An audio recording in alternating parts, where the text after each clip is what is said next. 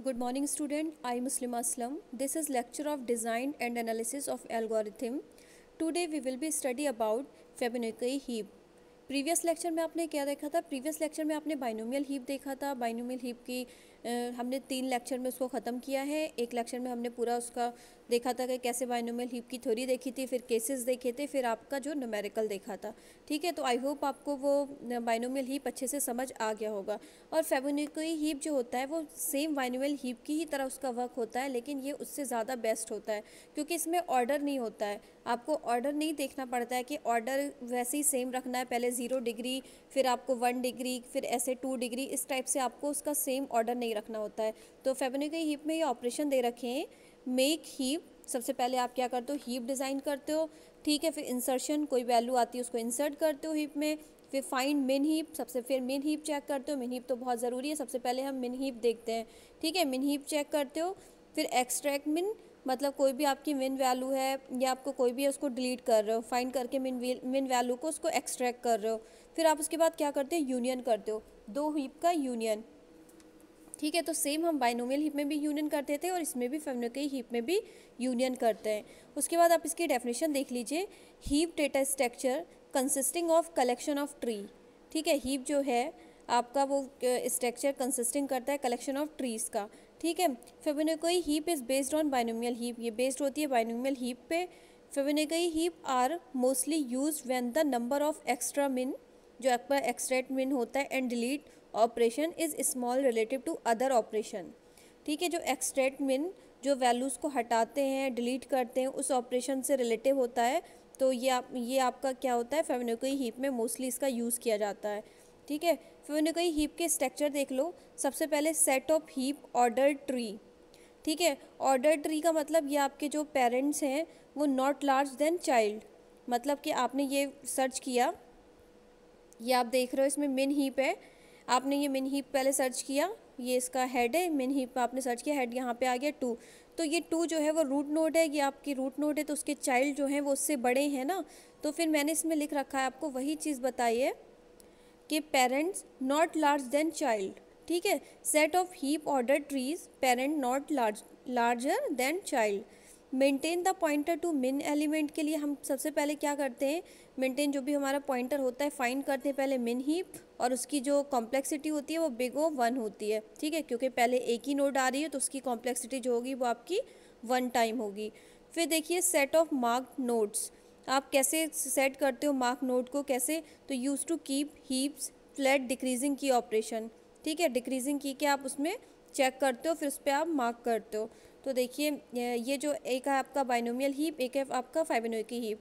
तो binomial heap में आपको एक डिग्री की ज़रूरत पड़ रही थी, जैसे आपने देखा था कि 0 degree element V0 V1 V2 V3 ऐसे मेंटेन करके चल रहा था binomial heap. But Fibonacci heap में क्या होता है कि इनकी डिग्री मेंटेन नहीं होती है। देखो पहले आपकी 0 डिग्री है, फिर आपकी 2 डिग्री है, फिर आपकी 3 डिग्री, ऐसे 1 डिग्री।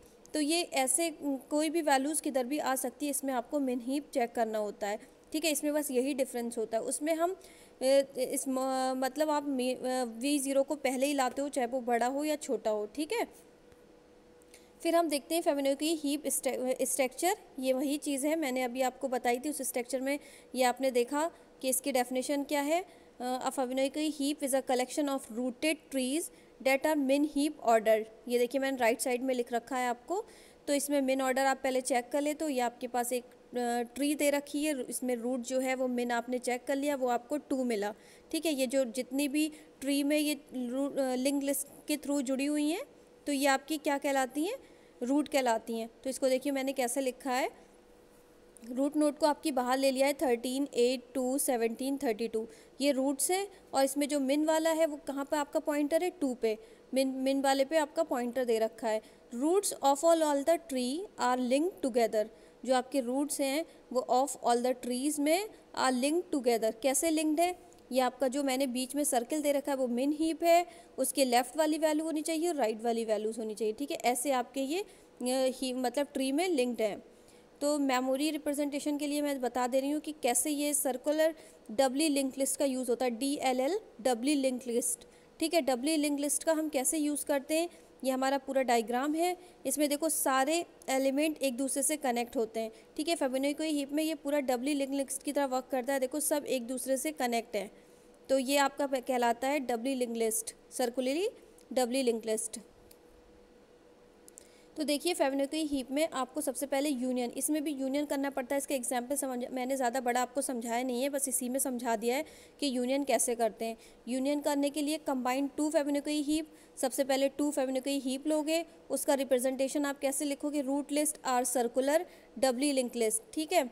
ये आपका रूट लिस्ट आर सर्कुलर, पहले उसको सर्कुलर कर लोगे, मूव कर दोगे, डबली लिंक लिस्ट की उसमें होता है। तो देखिए इन दोनों ट्रीज़ में आपका एक हीप H1 है, दूसरा आपका हीप H2 है।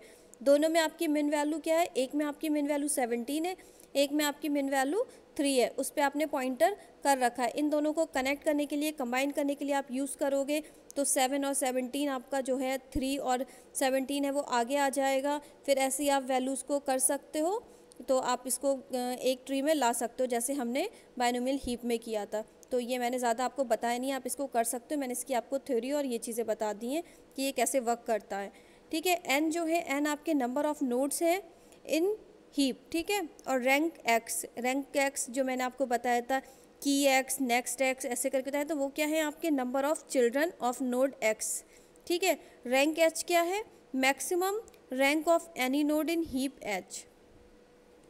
ट्रीज़ क्या है, ट्रीज़ जो हैं एच के अंदर वो क्या है, number of trees in heap H जो आपकी जुड़ी हुई हैं हीप के अंदर। मार्क्स एच क्या होते हैं, number of mark nodes in heap H, जो हम नोड को मार्क करते हैं, ठीक है, वो आपके numbers of mark node in heap में, ठीक है। फेबुनिकोई हीप की डेफिनेशन है similar a binomial heap. Fibonacci heap is called collection of min heap order tree. The tree in a Fibonacci heap are not constrained to be binomial trees, ठीक है।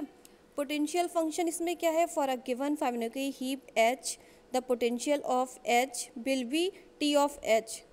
आपको इसमें क्या है कि टी ऑफ एच, जब आप इसका फेबुनिकोई हीप को दिखाओगे तो T of H the number of nodes in root list of H, plus करोगे 2 टाइम प्लस करोगे तो एक आपका हो जाएगा एम ऑफ एच, ठीक है। मार्क्ड वाली नोड जो होती है M of H the number of mark nodes, तो जो आप क्या कर रहे हो एच प्लस 2 टाइम कर रहे हो एम एच में, तो यानी कि 2 एम एच हो जाएगा। तो देखिए मैंने इसका जो फाइनली आपका जो न्यूमेरिक एक टाइप का जो मैंने बताया वो क्या होता है, 5 ऑफ एच, जो फेबुनिकोई हीप होता है उसको हमने डिनोट किया है 5 ऑफ एच, क्योंकि पोटेंशियल फंक्शन निकाला है। एच इज इक्वल टू ये tree of H, T of H है plus 2 M of H, 2 marked वाली जो मार्क नोड, ठीक है, मार्क नोड आपने लिखा है उसको, तो ये आपकी जो 2m ऑफ एच, ये आपका इसका फार्मूला है। ये आपका किसका फार्मूला है, पोटेंशियल फंक्शन का, फेबुनिकोई हीप का पोटेंशियल फंक्शन, ठीक है। तो ये आपका फेबुनिकोई हीप समझ में आ गया होगा, इसकी मैंने डेफिनेशन से बताया, आप आगे इस पर न्यूमेरिकल कर सकते हो।